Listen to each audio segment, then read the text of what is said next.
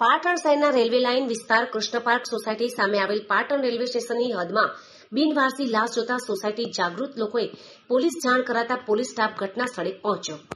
પાટણ શહેરના railway line વિસ્તાર Krishna park society અને અવધૂત પાર્ક સોસાયટીની સામે આવેલ પાટણ રેલવે સ્ટેશનની હદમાં બિનવારસી લાશ જોવા મળી. પાટણ શહેરના railway police station Mehsana out of post Patan PI Chaudhary તેમજ પાટણ એસઆઈ BH દેસાઈ તેમજ FLS ડોગ સ્ક્વોડ સહિત પોલીસ સ્ટાફ ઘટના સ્થળે પહોંચ્યા બિનવારસી લાશ જોવા તપાસ શરૂ કરી.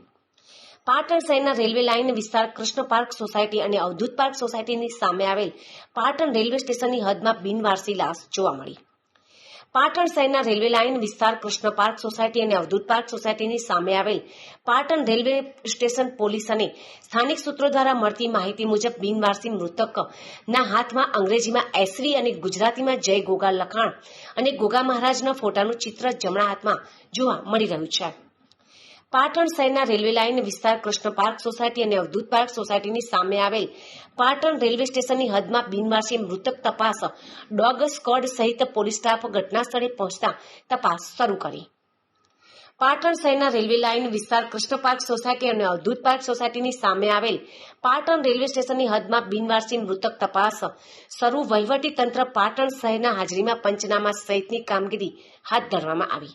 તેમજ પાટણ શહેરના રેલવે લાઇન વિસ્તાર કૃષ્ણ પાર્ક સોસાયટી અને અવધૂત પાર્ક સોસાયટીની સામે આવેલ પાટણ રેલવે સ્ટેશનની હદમાં બિનવારસી લાશ જોવા લોકોના ટોળા ઉમટ્યા.